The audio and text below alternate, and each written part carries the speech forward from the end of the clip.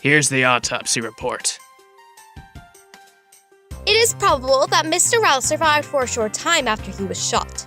However, Mr. Faraday died instantaneously from his stabbing. Interesting. It looks like we now know everything we need to know about this case.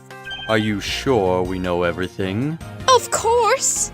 The incident began when Mr. Faraday attempted to get his revenge. The prosecutor went into a rage from being accused and tried to kill the defendant. But the defendant fought back and they ended up killing each other. It's all very clear and simple. There is absolutely no margin for doubt. Do you really believe that to be the truth? Ha!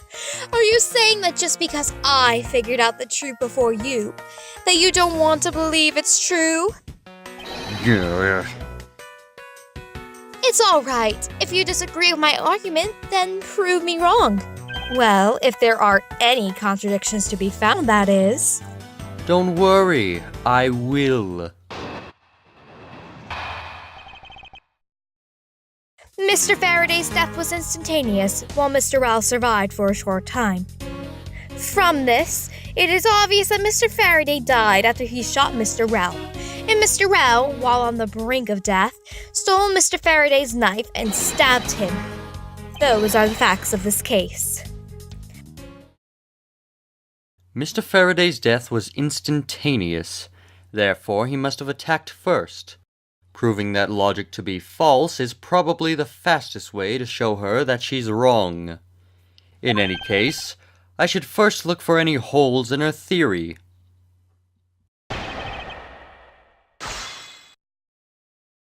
Mr. Faraday's death was instantaneous, while Mr. Rel survived for a short time. From this, it is obvious that Mr. Faraday died after he shot Mr. Rel, and Mr. Rel, while on the brink of death, stole Mr. Faraday's knife and stabbed him. Hold it! So, you believe that the dying Mr. Rel stole the knife from Mr. Faraday? Mr. Rel became desperate as he did not want to die.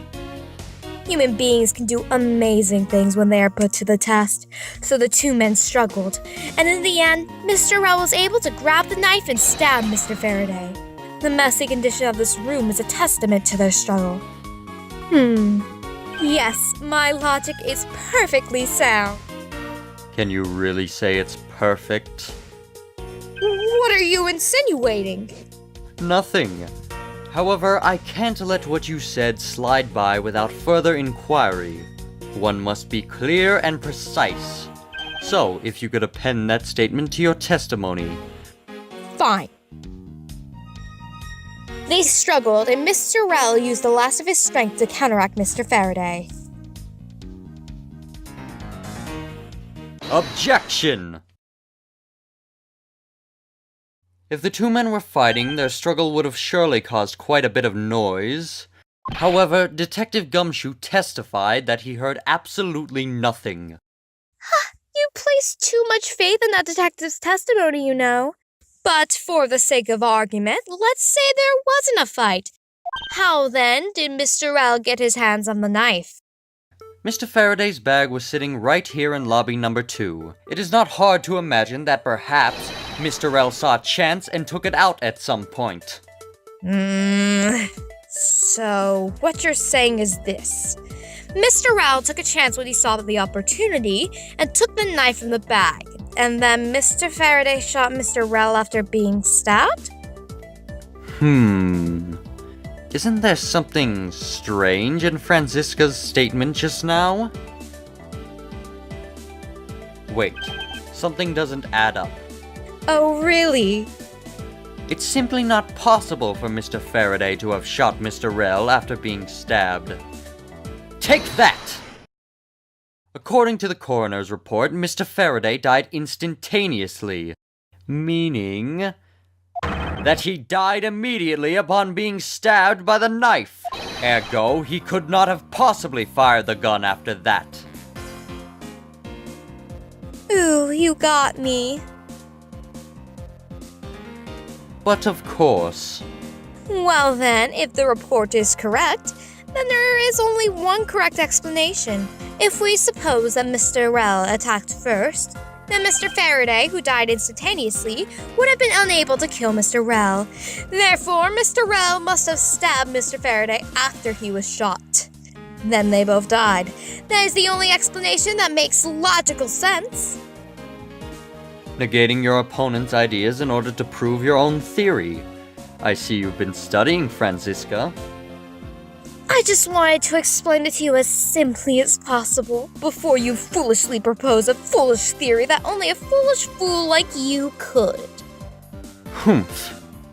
How naive of you to believe that only your opinions are valid, and still expect to discover the truth that the crime scene offers you.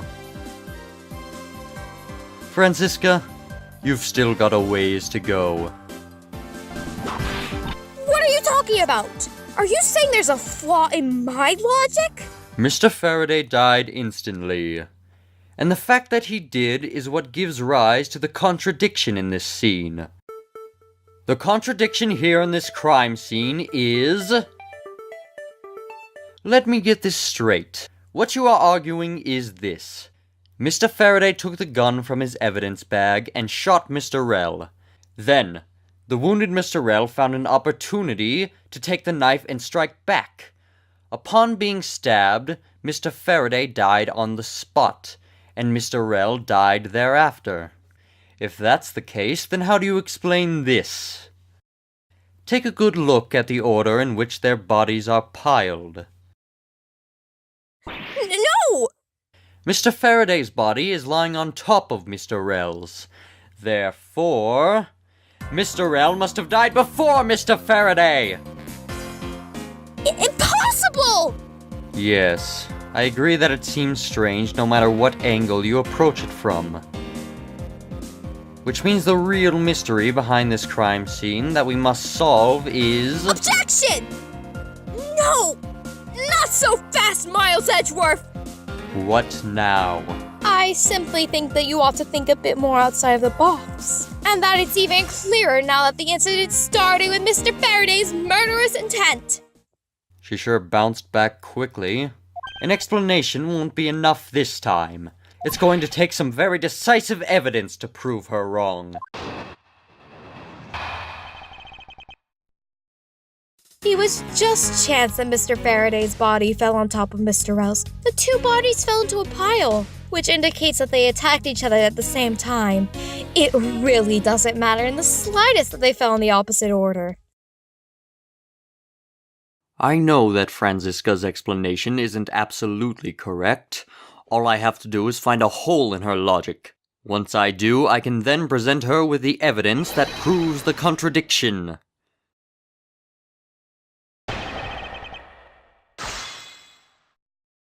It was just chance that Mr. Faraday's body fell on top of Mr. Rel's. The two bodies fell into a pile, which indicates that they attacked each other at the same time.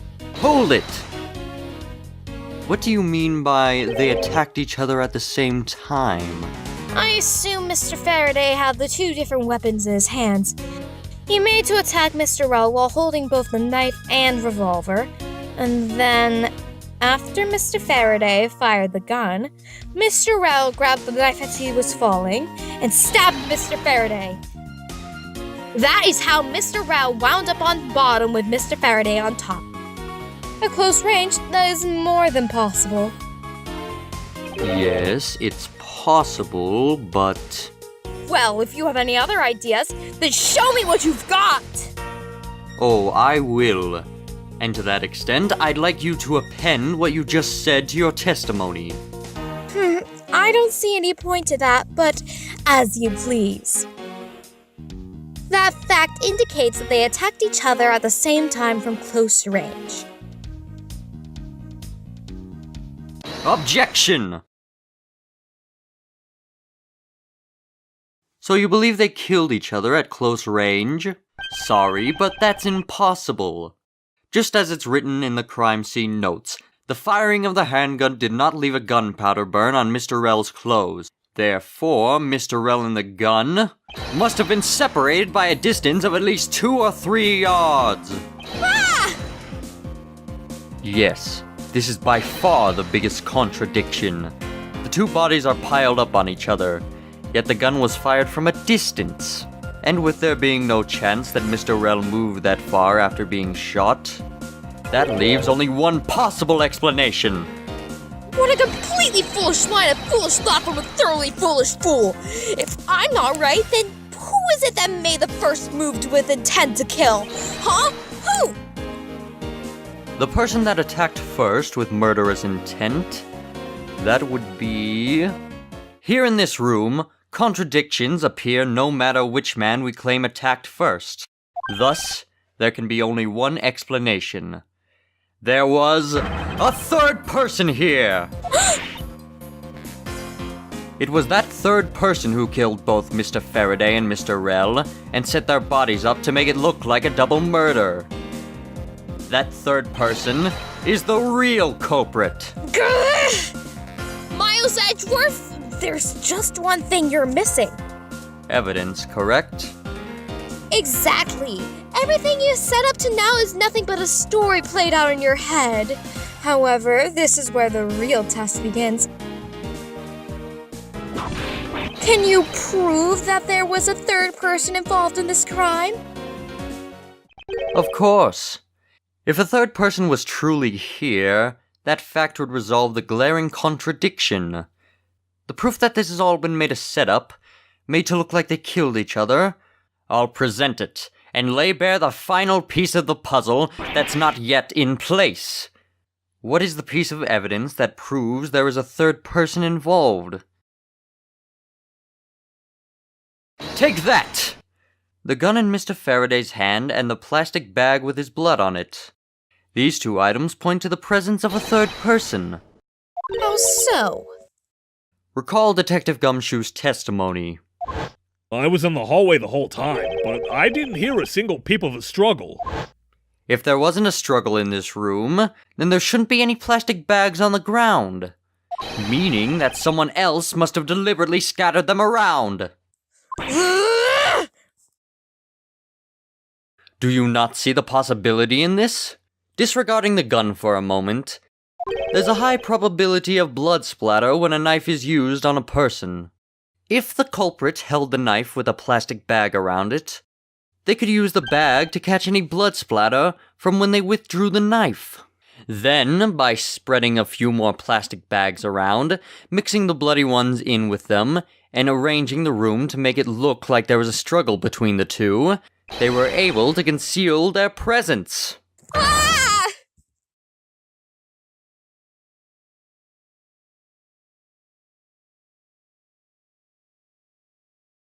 Looks like we've still got a long way to go in this investigation. Yes. Objection!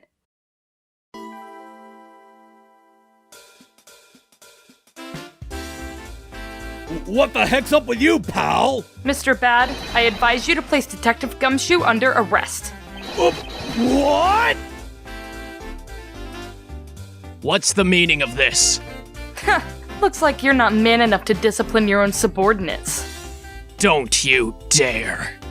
That detective claims he was there, standing in front of the door the entire time. But I have it on good authority that it was all a giant lie. What? Miss Yew, I ask that you please explain that last statement. I'll let His Honor explain it himself. I saw it with my own eyes. I tell you.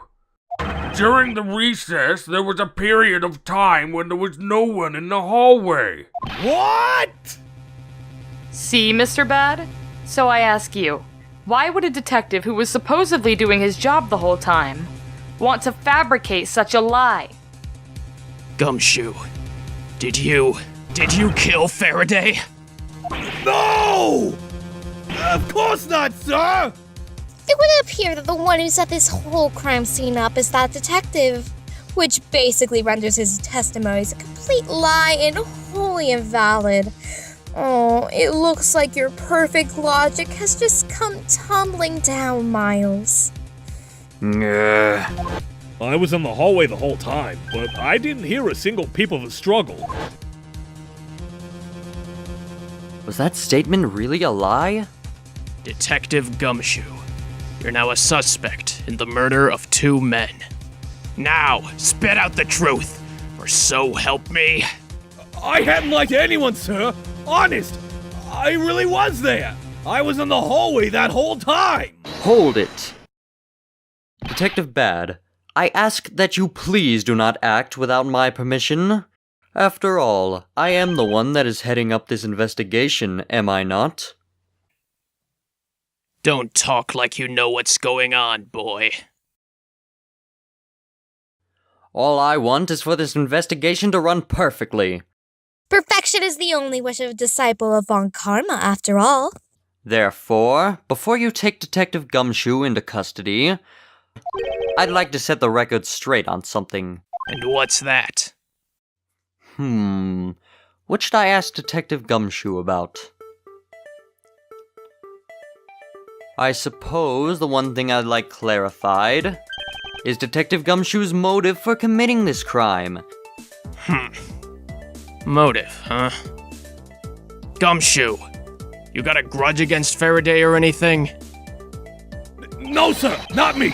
Not a single bad thing against Mr. Faraday, sir. Is that a fact? Objection! You really have a problem with lying, don't you, Detective Gumshoe? I'm telling you, I'm not lying! The more unnatural you act, the more suspicious you become, you know. If you want a motive, Edgeworth, I have one for you right here. Could you please share it with us? However, be forewarned that I won't hesitate to object to flights of fancy, because all I'm interested in is the perfect explanation. You're serious, aren't you? Fine, you amuse me, so I'll humor you with a little courtroom practice.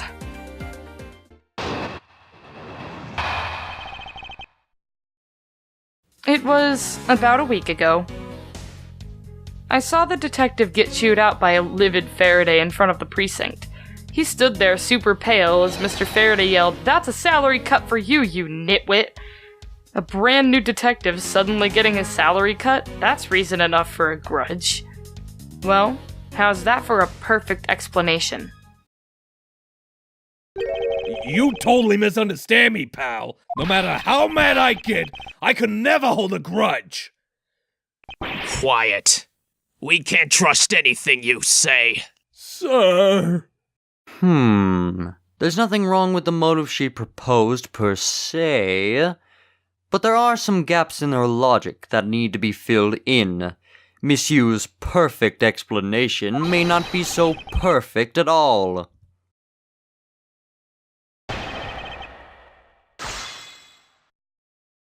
It was about a week ago. I saw the detective get chewed out by a livid Faraday in front of the precinct. He stood there super pale as Mr. Faraday yelled, "That's a salary cut for you, you nitwit!" A brand new detective suddenly getting his salary cut? That's reason enough for a grudge. Well, how's that for a perfect explanation? Hold it! You call your explanation perfect? Is it not to your liking? Unfortunately for you, it's just not up to my standards. Oh, is there something you want me to clarify in that case? What should I do? Should I raise an objection? Alright, if you could clear this one thing up for me. I understand Detective Gumshoe's potential motive for killing Mr. Faraday. However, what about his motive for killing Mr. Rel? His motive for killing Rel? Like I would know. If there was no clear motive for both of the murders, then I doubt this incident would have occurred. Wouldn't you agree? Is there anyone else who might have had a grudge against either of the two men? Or should we look into that ourselves? Oh, in that case, I have absolutely no idea. What? But that's impossible! She must know something! Wait. Can you please not glare at me like that? It makes me laugh. I didn't even do anything and you're already laughing away. Well, anyway, The way I see it, as long as he had a motive to kill one of the two, this crime would have played out the way it did anyway. Oh? Would you care to explain your logic? And this time, please, try to provide a truly perfect explanation. Perfect this, perfect that. Stop being so uptight. Or is that a requisite trait for being a Von Karma? Miles Edgeworth, I demand that you shut this rude woman up! I wish you'd both be quiet for just 1 second. Oh well. I guess I'll just have to explain it to you kids.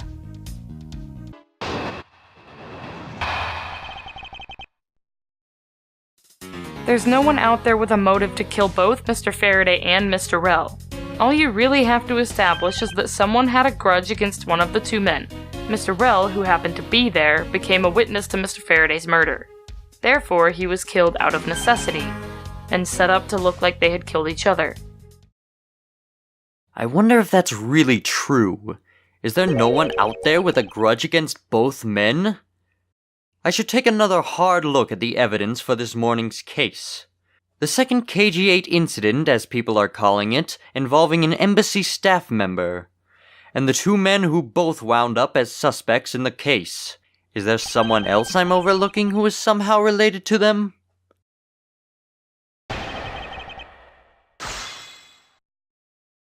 There's no one out there with a motive to kill both Mr. Faraday and Mr. Rel. Objection! Miss Yew, I believe there's someone you overlooked in making your statement. Or rather, is it because you'd rather not bring this person up? What do you mean? We are looking for someone with a reason to kill both Mr. Faraday and Mr. Rel. I can think of at least one person that fits the bill. He was the suspect in the original KG-8 incident, and a member of the Godopian embassy staff, Mr. Manny Cochin. That's right. The very man who came to visit you earlier out in the hall. The man who killed a member of the Godopian embassy staff, Mr. Rel, and the man who was lead prosecutor of the KG-8 incident, Mr. Faraday. Are you telling me that Mr. Cochin has no reason at all to kill both of these men? Well, I suppose he might have a reason or two. You coming for me, pal? Maybe you're not such a bad guy after all. Don't get ahead of yourself. You're still a suspect. Make no mistake about that. The perfect evidence, the perfect testimony. These are the only things I wish to hold. But I didn't do it! Humph. You will stay under my authority and go investigate Mr. Manny Cochin for me. And remember, I will not be very forgiving should any of this leak out. Hold it! You want to investigate Cochin? You'd just be wasting your time. And why is that? Cochin was up in the viewing gallery, watching the trial.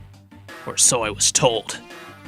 Every cop in this place has been keeping an eye on the guy since he arrived. And the only real suspect we have is still Detective Gumshoe. I suppose so. No way! Come on, Detective Bad. You gotta believe me, sir. I really was in the hallway that whole time, sir. I never took a single step into this room, sir. Okay, then are you saying there was someone else who passed through the hallway?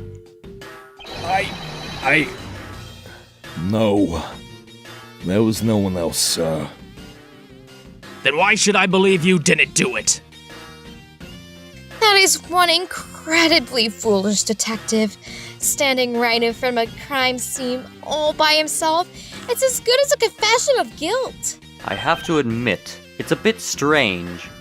Most criminals will fabricate some sort of lie to escape their crimes. And if the detective really wanted to prove that he is an innocent, you'd think he would at least offer up "I spaced out while on duty" or the like. Come on, Gumshoe. Time for your interrogation. Detective Bad,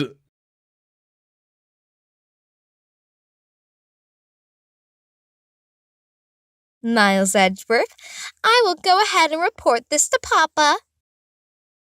And that, as they say, is that.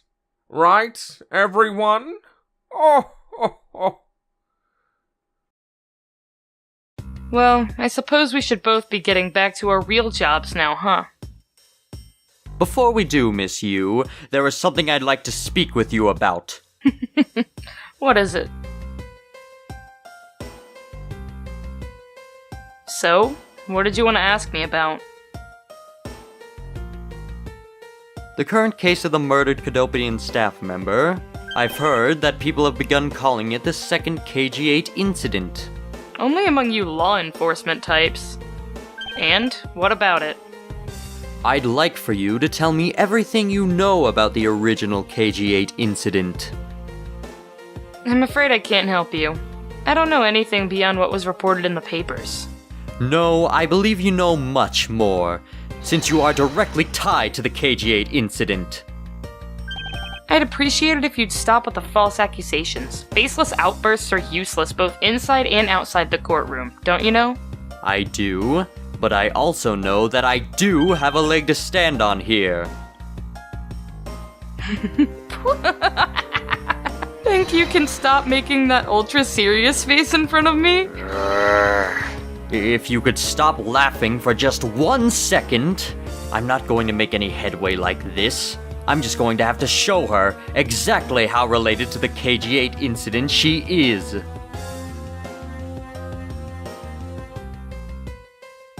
Miss Yew, I believe that I have proof of your connection to the KG-8 incident. That file is your proof? Very well then. Why don't you tell me exactly how I'm related to the KG incident? Your connection to the KG-8 incident is through the victim. The victim's name is CCU. You will note that she has the same last name as you. Can you really still tell me with a straight face that you are not related to this case?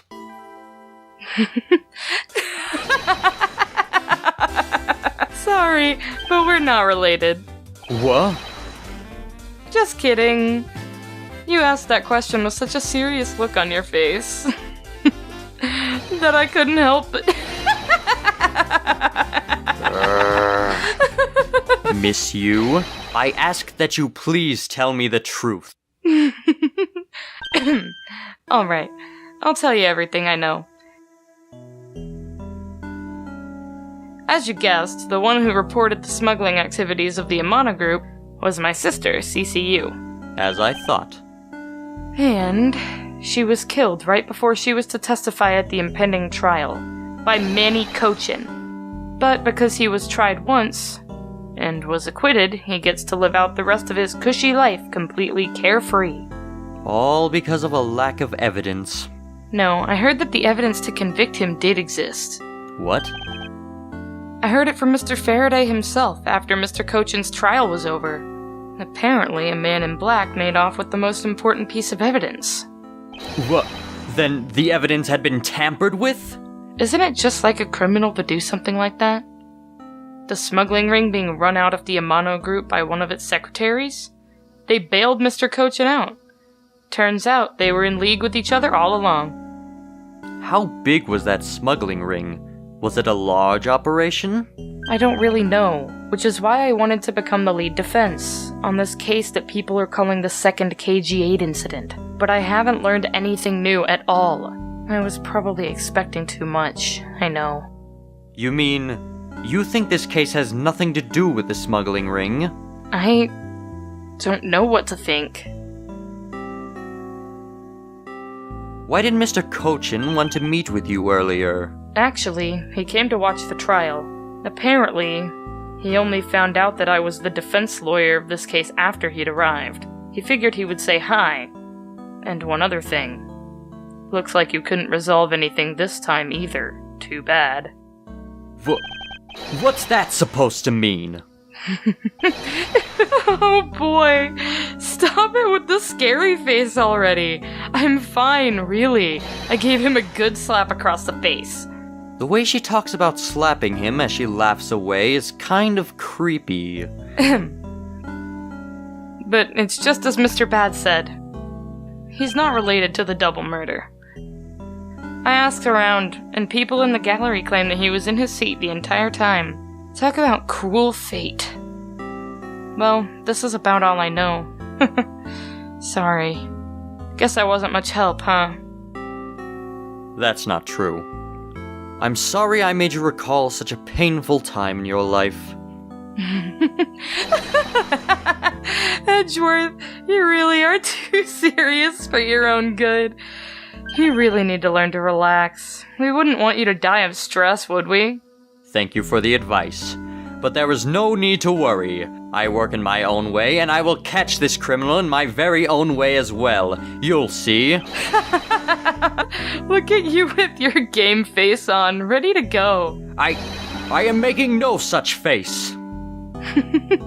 Did you know laughter is the best medicine, Edgeworth? Don't you get tired of making such a serious face all the time? I'm charged with making sure that all criminals of this world are found guilty. I have no need for laughter. There you go, making that face again. Oh well. I've gotta get going. I still have a few loose ends I need to tie up.